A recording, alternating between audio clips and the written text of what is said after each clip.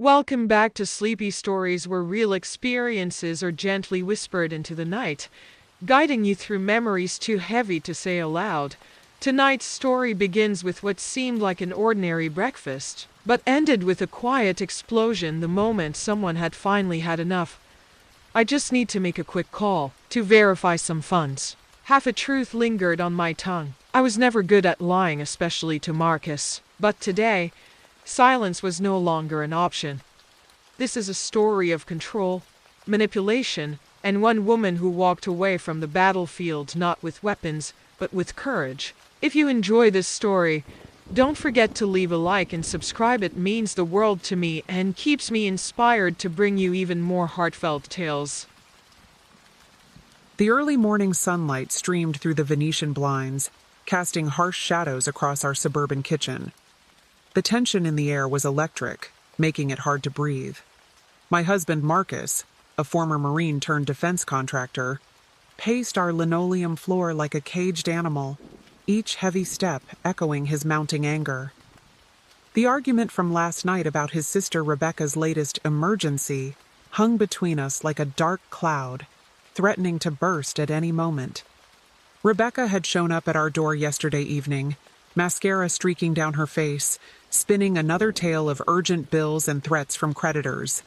This time, she wanted my credit card, not just to borrow it, but to add herself as an authorized user.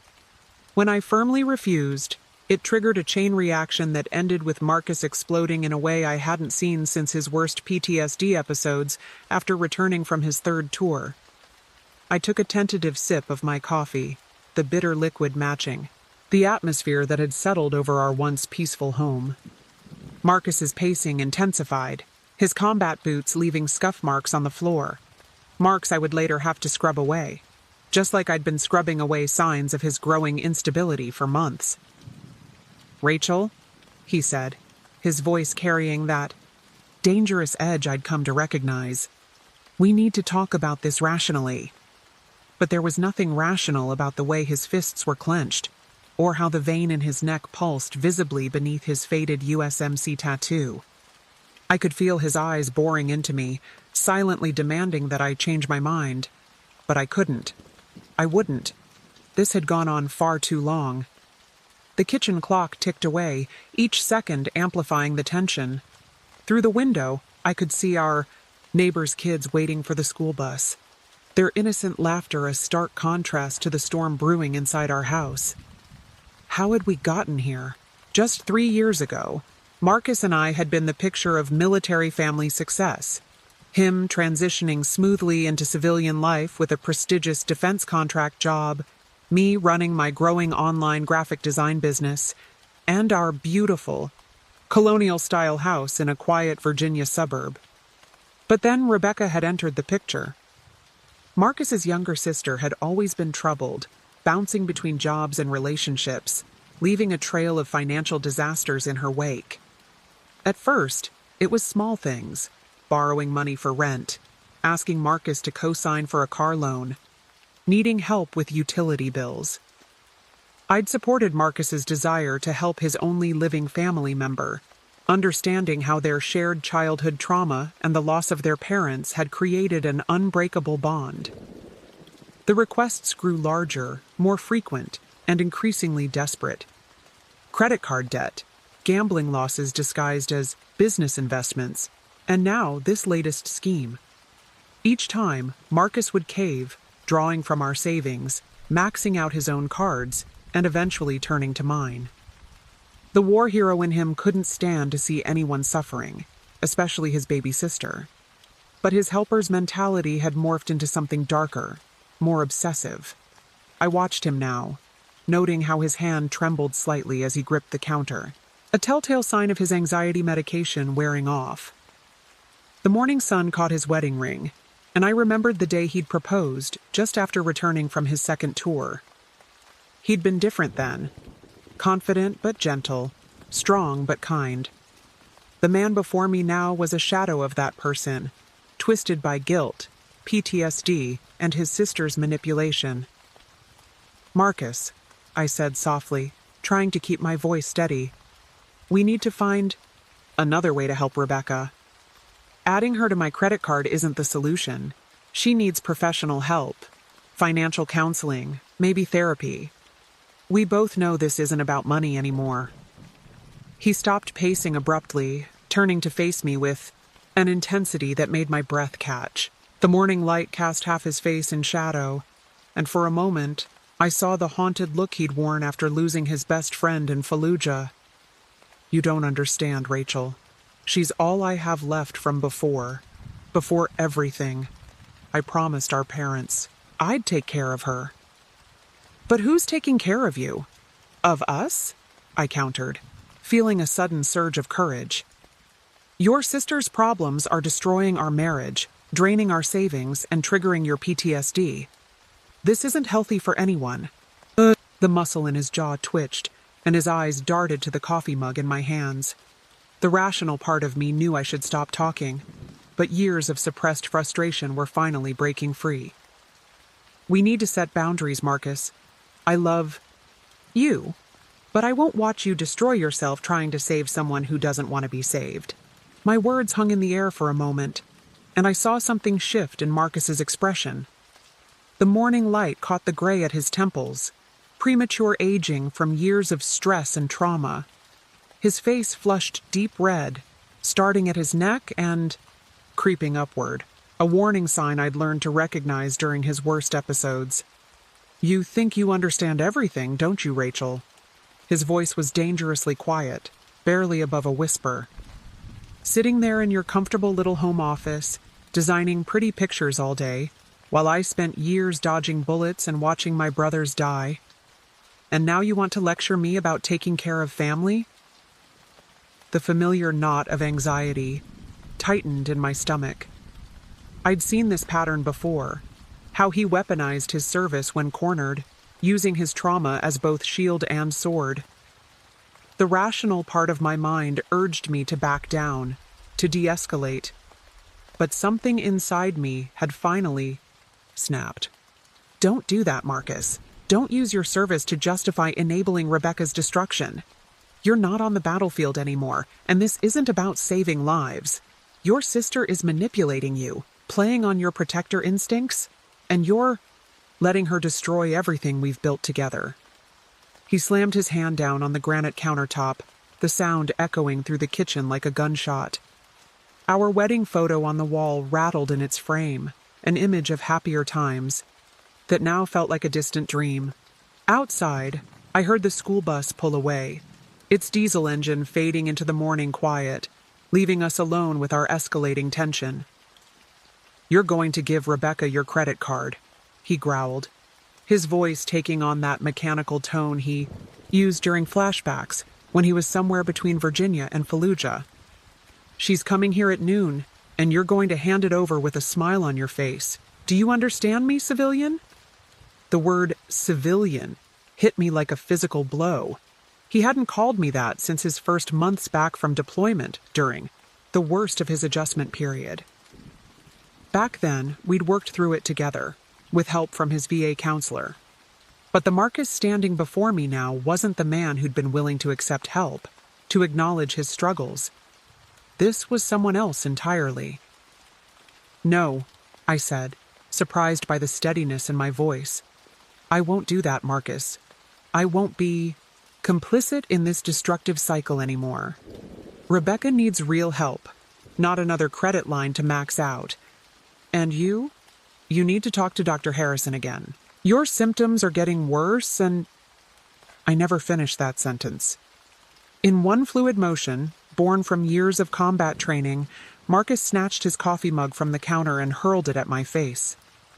Time seemed to slow as I watched the dark liquid arc through the air, steam still rising from its surface. I managed to turn my head slightly, but not enough to avoid the scalding coffee that splashed across my right cheek and neck, seeping into my silk blouse, the one I'd bought for a client meeting later that day. The ceramic mug shattered against the wall behind me, fragments scattering across the kitchen floor like shrapnel. The sound triggered something in Marcus, and for a moment I saw confusion flash across his face, followed by horror. But it quickly hardened into something cold and distant, the same look he'd worn when describing combat operations he couldn't fully remember. "Look what you made me do," he said, his voice eerily calm. "This is what happens when you don't follow orders, Rachel. When you don't understand the chain of command. Rebecca needs that credit card, and you're going to give it to her. Or maybe it's time for you to receive a dishonorable discharge from this marriage." I sat frozen, feeling the coffee burn against my skin, my heart pounding so hard I could hear it over the ringing in my ears. Coffee dripped steadily from the edge of the table, forming a puddle on the floor that mingled with the scattered ceramic shards. Pieces of our marriage breaking apart in real time. As the coffee continued to drip onto the floor, memories flooded my mind, illuminating a pattern I'd been too close to see.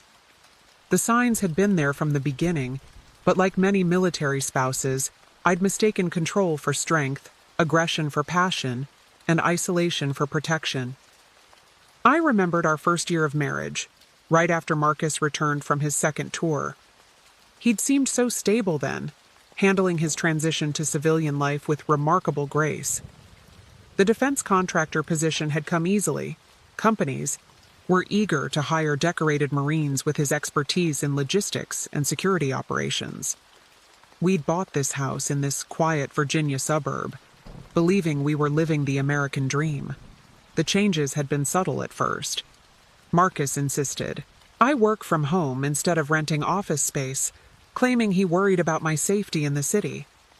He took control of our finances, explaining that his military training made him better at handling money. I'd accepted these changes, telling myself that his protective instincts came from seeing too much death, too much chaos in war zones. Then, Rebecca had appeared on our doorstep 18 months ago, clutching a duffel bag and sporting a black eye from her latest boyfriend.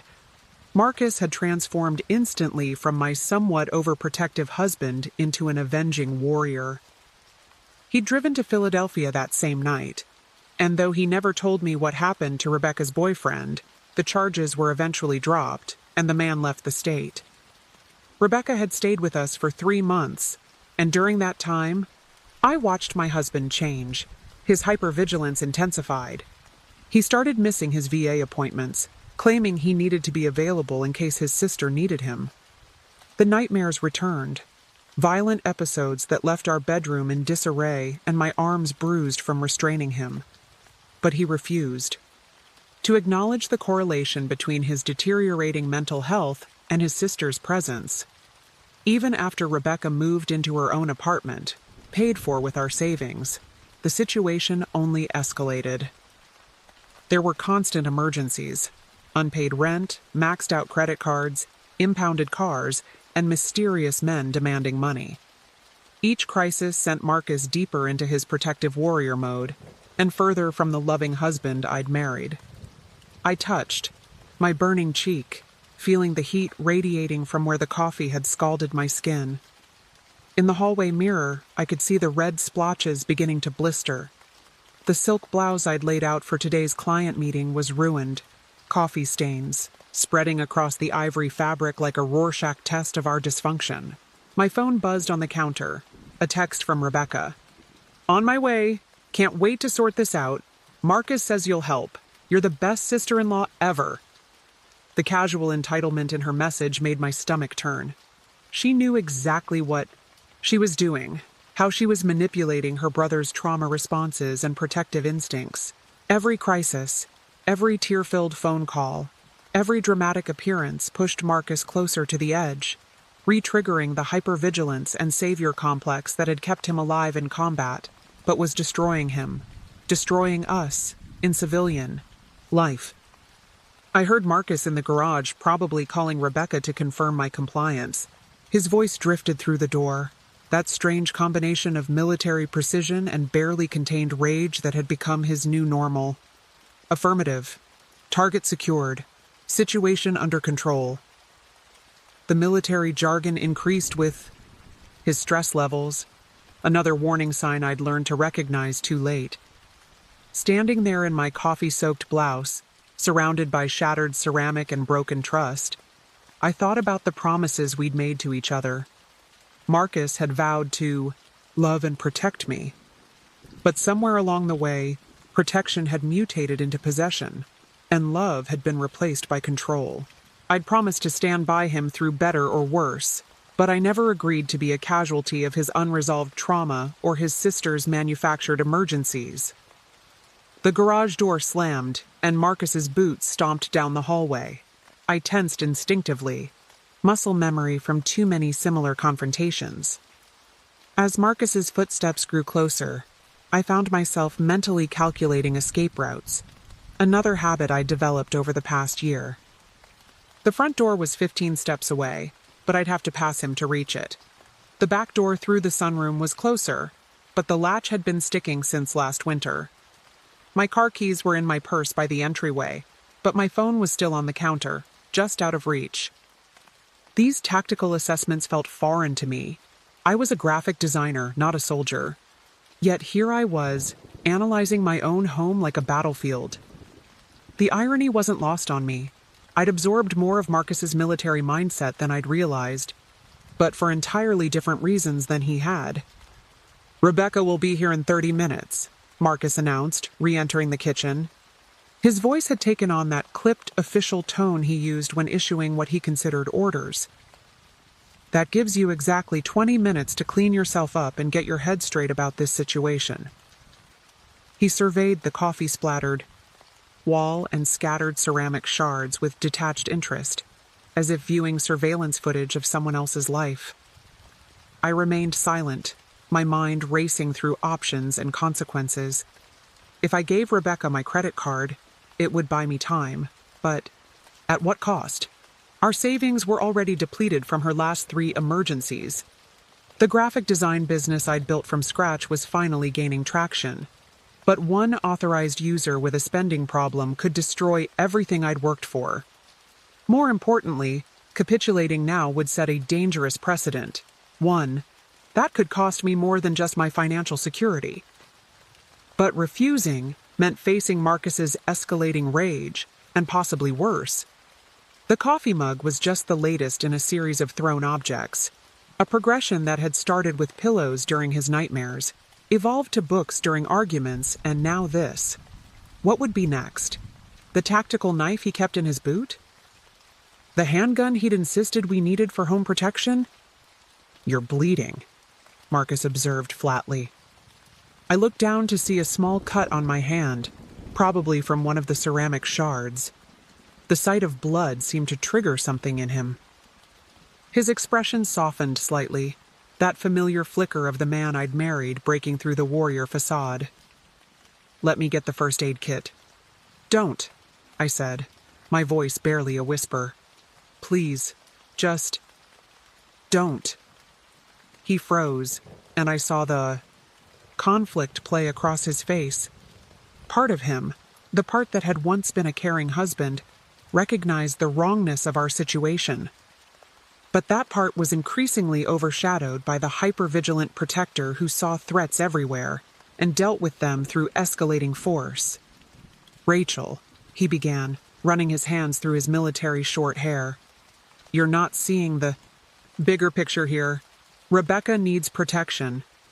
Financial security is tactical advantage in civilian life. Without it, she's vulnerable. Every predator out there can smell weakness, can exploit—" "Stop," I interrupted, surprising both of us. "Just stop turning everything into a military operation. Rebecca isn't a tactical objective. I'm not a subordinate to be commanded, and our marriage isn't a war zone, even though you're treating it like one." The words hung in the air between us, heavy with truth and accusation. I watched Marcus process them, saw the muscle in his jaw twitch as he fought between his instinct to assert control and his dwindling capacity for self-awareness. The kitchen clock ticked loudly, counting down the minutes until Rebecca's arrival, until I would have to make a decision that would change everything. In that moment of tense silence, I thought about the life I'd imagined for us, the children we'd planned to have, plans now indefinitely postponed because I couldn't bring a baby into this volatility. The design studio I'd dreamed of opening, dreams deferred because our resources were constantly diverted to Rebecca's endless crises. The peaceful retirement we'd talked about, traveling the country in an RV, now seeming as impossible as the happy marriage I'd once believed we had. The cut on my hand throbbed in sync with my racing heartbeat. 20 minutes to decide. Stay and surrender my financial independence, my security, my self-respect, or leave and face the unknown. Either way, I realized, I was at a point of no return. The woman who had walked into this kitchen this morning couldn't walk out unchanged. Time seemed to move differently as I dabbed at my coffee-stained blouse with a kitchen towel, each motion mechanical and deliberate. My mind, however, was racing, forming a plan that terrified and empowered me in equal measure. Years of living with a military strategist had taught me something about tactical planning, though I never imagined I'd use those lessons to escape my own marriage. First, I needed resources. My laptop bag was in my home office. Inside it, my backup credit cards and the thumb drive containing all my client files. The emergency cash I'd started hiding after Rebecca's last loan was taped behind the loose baseboard in our guest bathroom, a trick I'd learned from one of Marcus's stories about weapons caches in war zones. Passport and birth certificate were in the fire safe in our bedroom closet. Marcus insisted on keeping important documents secured military style. 15 minutes, Marcus announced, checking his watch, the same tactical timepiece he'd worn in combat. I expect you to be changed and ready when Rebecca arrives. We clear on the objective? I nodded mutely, my heart hammering against my ribs. The familiar phrase, clear on the objective, hit differently now. How many times had he used military language to control our civilian life? Even our arguments had become briefings, our disagreements treated like insubordination. I need to change, I said, gesturing at my ruined blouse, and clean up this mess. The coffee was starting to dry on the walls, leaving dark stains that looked unsettlingly like blood spatter. Marcus's eyes followed my gaze, and for a moment, I saw him flinch. Perhaps he was seeing different walls, different stains, memories of violence from another time and place. Affirmative, he replied, his voice distant. I'll secure the perimeter. Rebecca said she might have someone following her again, probably another creditor. He moved to the window, assuming what I recognized as a defensive position, scanning the quiet suburban street like it was an enemy-held territory. I took advantage of his distraction to move toward our bedroom, forcing myself to walk normally, despite the urge to run. Inside, I went through the motions of changing my clothes while my mind raced through logistics. I had 3 freelance clients with outstanding invoices, money I could expedite if necessary. My friend Sarah from college had moved to Richmond last year and always said I could visit. We hadn't spoken much lately. Marcus had deemed her a security risk after she questioned the bruise on my arm at our last dinner together. Opening my closet, I pulled out a fresh blouse while silently noting which items I could fit in my laptop bag without arousing suspicion. A change of clothes, my mother's jewelry, the external hard drive with my portfolio. The fire safe key was where I always kept it, hidden in an old makeup compact. Marcus had insisted I memorize the combination. Backup access protocols are essential in crisis situations, but never thought to change the key's hiding place. My phone buzzed again. Rebecca. Almost there. Got great news about an investment opportunity too. Can't wait to tell you both. The fake enthusiasm made me nauseous. Every investment opportunity had been a scam or a gambling scheme, each one bleeding us drier than the last. I thought of my latest client project, rebranding a local women's shelter. The irony wasn't lost on me. I could hear Marcus on the phone in the kitchen, likely coordinating with Rebecca. His voice had that clipped mission briefing tone. Approach from the north side. Park in the designated area. Maintain radio silence until contact. More military speak, turning our suburban home into a tactical operations center. The burn on my cheek throbbed as I applied concealer, muscle memory from countless other mornings covering countless other marks. In the bathroom mirror, I barely recognized myself. When had I become this person? This frightened, calculating woman planning her escape like a military extraction. The graphic designer who once spent hours choosing the perfect shade of purple for a client's logo was now evaluating escape routes and cataloging assets. 10 minutes, Marcus called from the kitchen. Status report? Almost ready, I responded, proud of how steady my voice sounded. Years of managing difficult clients had taught me to project calm I didn't feel. I zipped my laptop bag, now slightly heavier with its concealed cargo, and took one last look around the bedroom. How many nights had I lain awake here, listening to Marcus's combat nightmares, telling myself things would get better if I just tried harder, loved more, understood deeper. The walls seemed to close in, years of memories pressing against me. Our wedding photo on the dresser, Marcus in his dress blues, me in white, both of us radiating hope for the future. The painting we'd bought on our first anniversary, before Rebecca, before the defense contractor job started triggering his PTSD, before civilian life became another war for him to fight. The dent in the wall by the door, hidden behind a framed certificate, from the night he'd thrown his phone after Rebecca called crying about another abusive boyfriend. I stepped out of the bedroom, laptop bag slung over my shoulder, a familiar enough sight that it wouldn't raise Marcus's suspicions. After all, I often worked from coffee shops when his hypervigilance became too suffocating. The weight of my hidden emergency supplies felt like armor, giving me strength I didn't know I possessed. Vehicle approaching, Marcus announced from his position by the window, his posture rigid. Black Honda Civic, 2 occupants.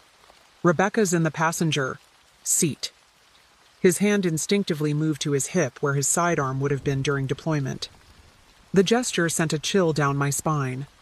My phone lit up with a new message, but not from Rebecca.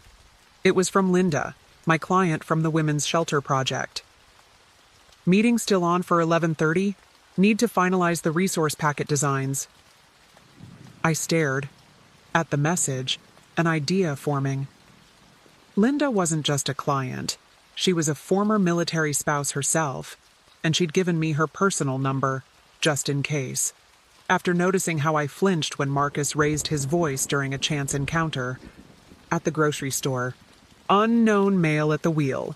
Marcus continued his surveillance report. Potential hostile. Rachel, move to the designated safe room until I assess the situation. The safe room was our home office, reinforced after Marcus's second PTSD episode. The irony of him trying to secure my safety now, after throwing scalding coffee at me, was almost too much to bear. Instead of complying, I stepped into the kitchen and did something I hadn't done in months. I called Linda. Marcus was too focused on the approaching car to notice. The phone rang twice before she answered. Rachel, is everything okay with the designs? The coffee's all wrong, I said, my voice trembling slightly. It was the code phrase Linda had insisted I memorize, part of the shelter's protocol for identifying women in crisis. There was a pause on the other end, then Linda's voice came back. All business. Are you safe right now? No, I whispered. But I will be. Can you meet me at the usual place in 30 minutes? For the design review? Of course, Linda replied smoothly. I'll bring the whole team. Marcus's voice cut through the air. Rachel, safe room now. Unknown subject is exhibiting suspicious behavior. The Honda had parked, and I could see Rebecca getting out, wearing designer sunglasses that probably cost more than my monthly business expenses. The man behind the wheel remained seated, engine running. I have to go, I told Linda. But I'll see you soon. Ending the call, I felt a strange calm settle over me. The kind of calm I imagined Marcus must have felt in combat, when the mission parameters were clear and all that mattered was execution. That better have been a client call, Marcus said, finally turning from the window. We're in lockdown. Until I verify the situation. His eyes narrowed at my laptop bag. You're not going anywhere until this is handled. The doorbell rang, its cheerful chime incongruous with the tension. Rebecca's voice filtered through, artificially bright. "Hey guys, open up! You won't believe the opportunity I found." I watched Marcus move to the door, noting how he checked the security camera first. A reasonable precaution turned obsessive ritual. Rebecca burst in as soon as the door opened, a whirlwind of expensive perfume and desperation. The Honda revved his engine once, then pulled away. "Oh my God, you guys!" Rebecca gushed, dropping her designer bag on the counter. Right in the coffee puddle I hadn't had a chance to clean up. "So listen, there's this amazing investment opportunity in crypto, but we have to act fast. My friend Tony, he's super connected, knows all the big players. He says we can triple our money in 2 weeks." Marcus's tactical focus shifted, but not in the way I expected. Instead of questioning this obvious scam, he turned to me with renewed intensity. "This is why we need to move now. Time-sensitive mission parameters. Rachel, the credit card." I felt my phone buzz again in my pocket. Linda, probably confirming our extraction plan. The burn on my cheek throbbed, a reminder of what was at stake. Rebecca was still talking, spinning her web of promises and possibilities, while Marcus watched me with predator's eyes. "The thing about Tony's crypto investment," Rebecca continued, pacing the kitchen in her designer heels, oblivious to the coffee stains and ceramic shards, "is that it's totally exclusive. Members only. But he's willing to make an exception for us because of our special situation." She glanced meaningfully at Marcus, a silent reminder of whatever leverage she held over him from their troubled past. My phone buzzed again, this time with a series of rapid notifications. Linda had mobilized her network, a carefully constructed web of domestic violence advocates, legal professionals, and fellow survivors. Each message represented another piece of the safety net I hadn't known I needed until this moment. "Rachel." Marcus's voice cut through Rebecca's sales pitch. "The credit card, now." His fingers drummed against his thigh in that familiar pattern, the same rhythm he tapped out during his worst flashbacks. 4 beats, pause, 4 beats, the cadence of helicopter blades, he'd once told me. I reached for my purse, making a show of compliance while my mind raced through Linda's shelter protocols. The first 24 hours were crucial, she'd explained during our project meetings. Most domestic violence escalations happened when the abuser sensed they were losing control. "Here's the thing," I said, my voice steadier than I felt. "I need to make a call first, to verify some funds." The partial truth felt strange on my tongue. I was usually terrible at lying, especially to Marcus. His military training had made him exceptionally good at detecting deception. Rebecca's face fell slightly. "But Tony's waiting. The opportunity could disappear any minute." Her practiced desperation had an almost theatrical quality to it. In another life, she could have been an actress instead of a professional manipulator.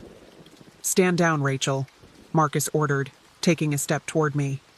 "This is not a negotiation. Execute the objective as commanded." His words were clipped, precise, the voice of a squad leader, not a husband, the same tone he'd used right before. Throwing the coffee. My phone buzzed again. "Linda, team in position, green light." The message gave me courage I didn't know I had. "No," I said quietly. The kitchen went silent.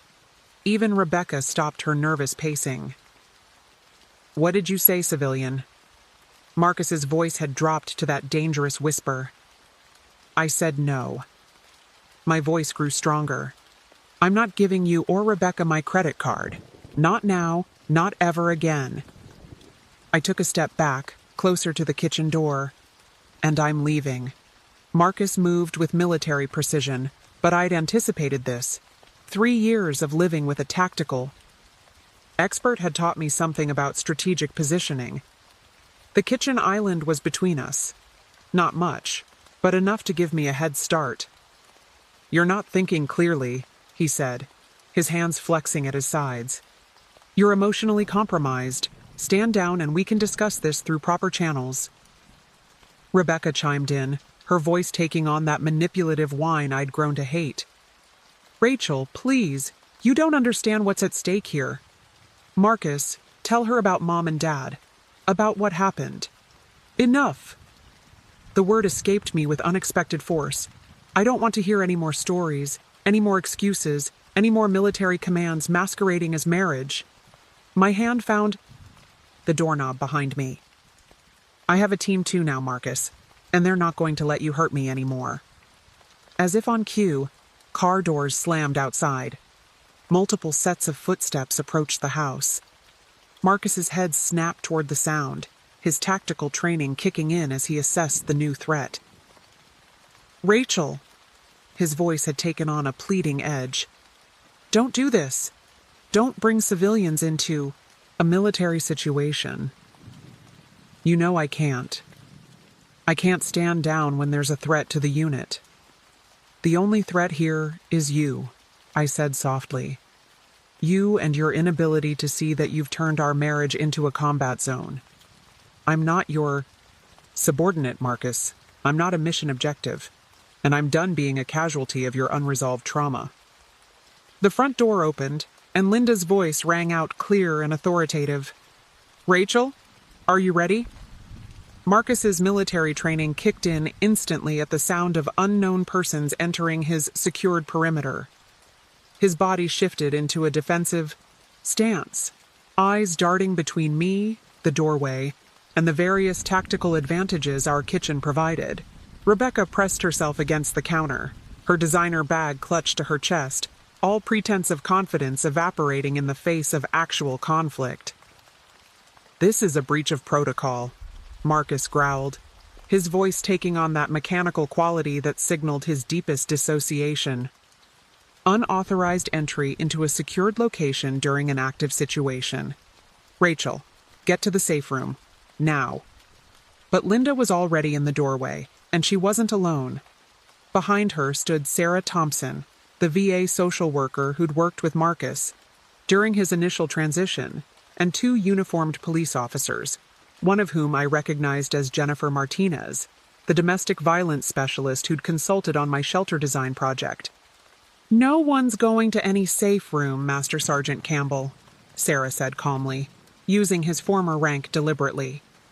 What we're going to do is take a tactical pause and assess the situation professionally. I watched Marcus struggle to reconcile the presence of his former counselor with the tactical threat his PTSD was screaming about. His hands clenched and unclenched, that familiar rhythm of helicopter blades tapping against his thigh. This is a family matter, Rebecca interjected, finding her voice. You have no right to interfere in a private... Ms. Campbell, Officer Martinez cut in. I suggest you take a moment to observe your surroundings. She gestured to the coffee-stained walls, the scattered ceramic shards, the angry red burns, visible on my neck and cheek. This stopped being a private family matter when it became a domestic violence situation. The phrase, domestic violence, seemed to pierce Marcus's tactical fog. He blinked, looking around the kitchen as if seeing it for the first time, the evidence of his loss of control scattered across our once peaceful home. I didn't. He started, then stopped. Rachel was resisting the mission parameters. The situation required immediate corrective action. Even as he said it, I could see him wrestling with the disparity between his military justification and the reality of what he'd done. Master Sergeant, Sarah stepped forward, her voice professional but compassionate. You're experiencing a severe PTSD episode, complicated by familial manipulation and enabling behaviors. Your combat training is interpreting domestic disagreements as tactical threats, and you're responding with escalating force. This is not a battlefield, and your wife is not an enemy combatant. Linda had moved to my side, her presence steady and grounding. Rachel has burns that need medical attention, she said firmly. She's coming with us now. You have two choices. Marcus, stand down voluntarily or Officer Martinez will ensure compliance. Rebecca, sensing the power dynamics shifting, tried one last manipulation. Marcus, you can't let them do this. Remember what you promised Mom and Dad? Remember what we've been through? You're supposed to protect me. Enough. Sarah's voice cracked like a whip. Ms. Campbell, your exploitation of your brother's PTSD and survivor's guilt ends now. You've systematically undermined his recovery for your own gain, triggering his trauma responses to maintain control. As his former counselor, I'm mandated to report this as harmful to his mental health. The kitchen fell silent except for the steady drip of coffee from the counter to the floor. I watched Marcus's face as the reality of our situation finally seemed to break through his tactical mindset.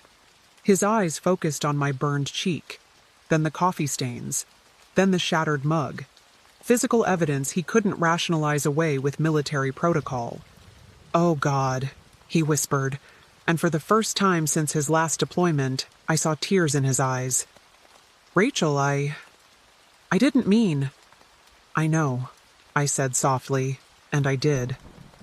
The man I'd married was still in there somewhere, buried under layers of trauma, manipulation, and misplaced loyalty.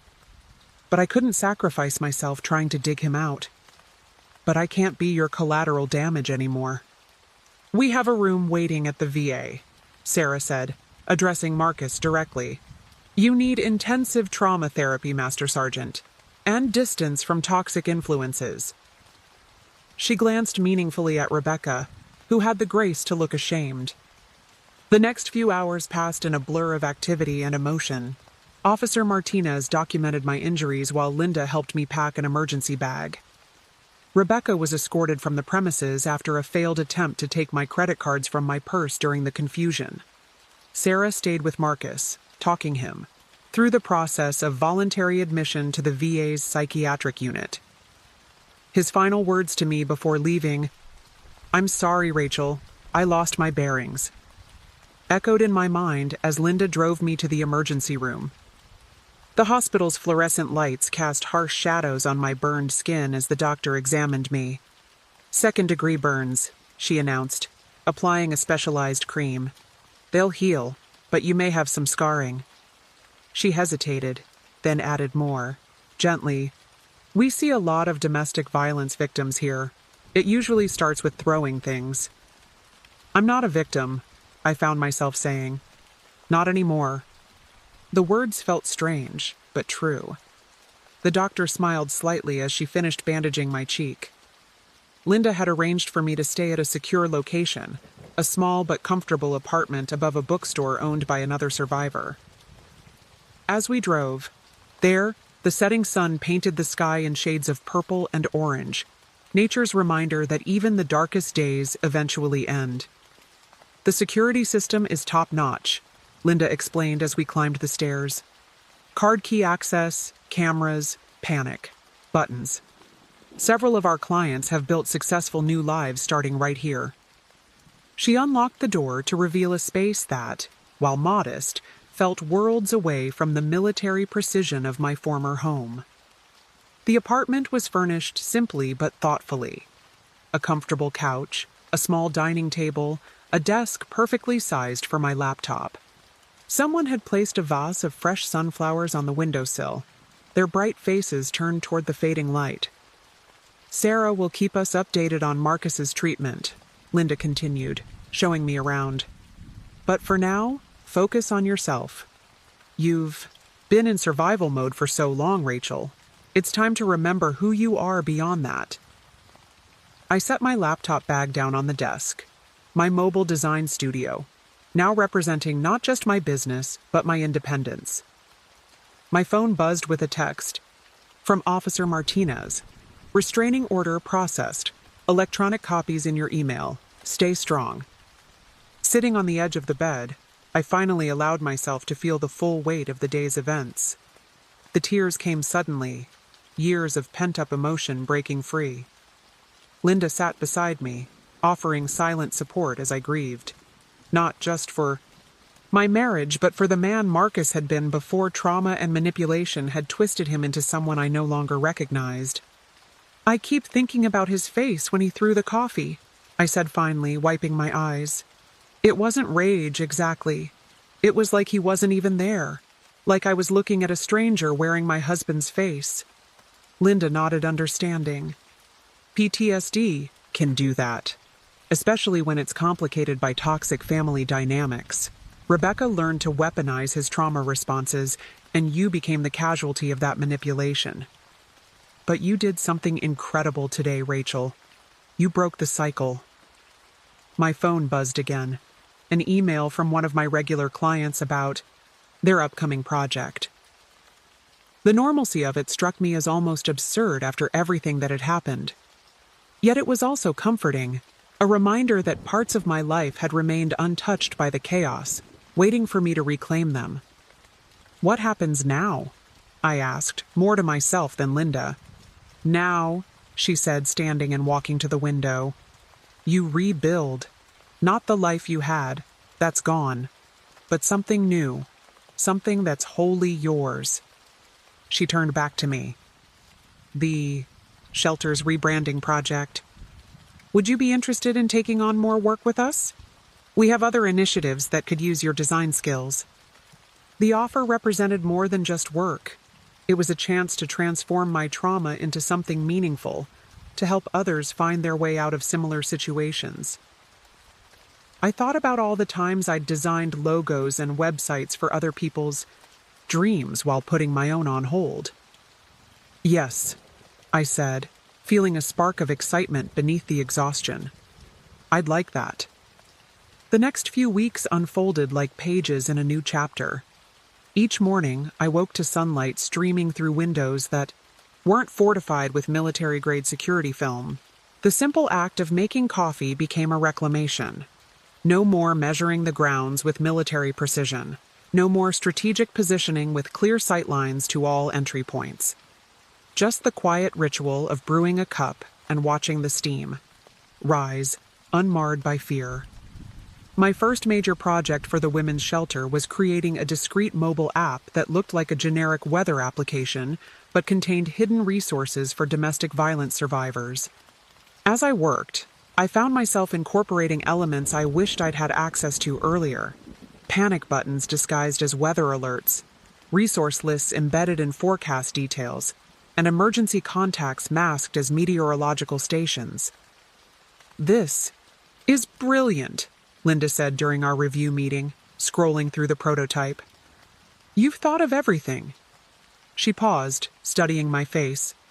The burns are healing well. They were. The angry red marks had faded to pink, and the doctor was optimistic about minimal scarring. But the deeper wounds, the ones that didn't show on the surface, those were taking longer to heal. Sarah kept her promise to update me on Marcus's progress at the VA. He'd been diagnosed with complex PTSD, exacerbated by Rebecca's manipulation and his untreated survivor's guilt from losing his team in Fallujah. The doctors had discovered he'd been self-medicating with prescription stimulants to maintain his hypervigilant state, believing it kept him combat-ready to handle Rebecca's endless crises. He's doing the work, Sarah assured me during one of our weekly check-ins. Real therapy, not just the surface compliance he showed before. Rebecca's been banned from visiting. It was a condition of his voluntary admission. I'd received one letter from Marcus, written as part of his therapy. The handwriting was different from his usual military precision. Softer somehow, more human. I'm starting to understand what I did to us, he wrote. How I turned our home into a forward operating base and our marriage into a tactical mission. You deserved so much better than a husband who saw threats instead of joy, who turned love into a military operation. I'm not asking for forgiveness. I just want you to know that I see it now. Rebecca, unsurprisingly, hadn't gone quietly. She'd made several attempts to contact me, alternating between tearful pleas and veiled threats. The restraining order covered both her and Marcus, but she'd tried creating new social media accounts to reach me. Officer Martinez shut those down quickly, adding cyber harassment to the growing list of documented offenses. My design business began to evolve. Word spread through Linda's network, and soon I was creating websites and materials for other organizations supporting domestic violence survivors. Each project felt like turning another page in my recovery story, transforming my experience into something that could help others find their way to freedom. One morning, about 2 months after leaving, I was working at my desk when a familiar name popped up in my email. Captain James Wilson, Marcus's former commanding officer. My finger hovered over the delete button, but something made me open it. "I heard what happened," he wrote. "I'm sorry I didn't see the signs earlier. Too many of us come home carrying wars we can't put down, turning our loved ones into casualties of battles they never signed up to fight. Marcus was one of my best, but the man who threw that coffee wasn't the Marine I knew. He told me once that you were his anchor to civilian life. I hope he understands now that anchors aren't meant to drown with the ship." I sat back, letting the words sink in. How many other military spouses were out there, drowning quietly while trying to anchor their partners to civilian life? How many others mistook control for protection, hypervigilance for love? Linda had been right. I was rebuilding something new from the ashes of my old life. The woman who had sat trembling at that kitchen counter, watching coffee drip onto the floor, was becoming someone stronger, someone who could reach back and help others find their way to safety. A year after the coffee incident, I stood in front of a room full of women at a domestic violence survivors conference, sharing my story. The burns on my face had faded to barely noticeable marks, but I didn't try to hide them with makeup anymore. They were part of my story, proof of survival rather than marks of shame. The hardest part, I told the audience, isn't leaving. It's realizing that you need to leave. Understanding that military service, PTSD, trauma, these explain abusive behavior, but don't excuse it. That loving someone doesn't mean sacrificing yourself to their unresolved battles. My presentation included the app I'd designed, now being used by women's shelters across the country. The weather icons had become a secret language of survival, helping others find their way to freedom just as Linda and her team had helped me find mine. Marcus was still at the VA, working through his trauma with a new therapy team. Sarah kept me updated, though I'd chosen not to have direct contact. He'd finally confronted Rebecca about her manipulation, recognizing how she'd exploited his trauma to maintain control. Last I heard, she'd moved to California, hopefully to start fresh herself. My design studio had evolved into a full-service agency specializing in nonprofits supporting domestic violence survivors. I'd hired 2 other survivors as designers, turning my kitchen table workspace into a real office. Every project felt like another step in our collective healing journey. Captain Wilson had become an unexpected ally, connecting me with military family support groups who needed our services. "The military teaches us to fight enemies," he said during a project consultation, "but not how to stop seeing enemies everywhere. Your work helps bridge that gap." Linda sat in the back of the conference room, beaming like a proud parent. After my presentation, she hugged me tightly. "Look how far you've come," she whispered. "From hiding burns with makeup to helping others heal." That evening, I returned to my new apartment, a bright, airy space overlooking the city park. No security cameras, no tactical sightlines, no military-grade locks.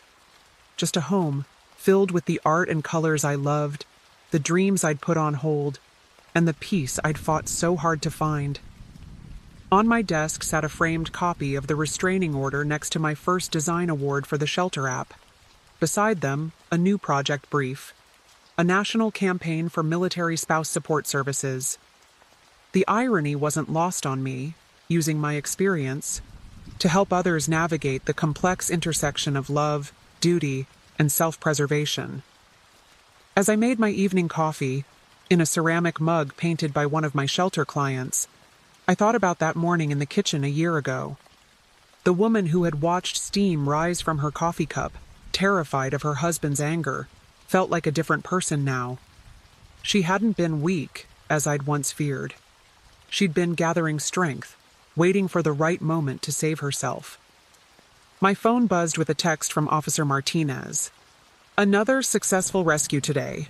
Your app helped her find us." I smiled, raising my coffee mug in a silent toast.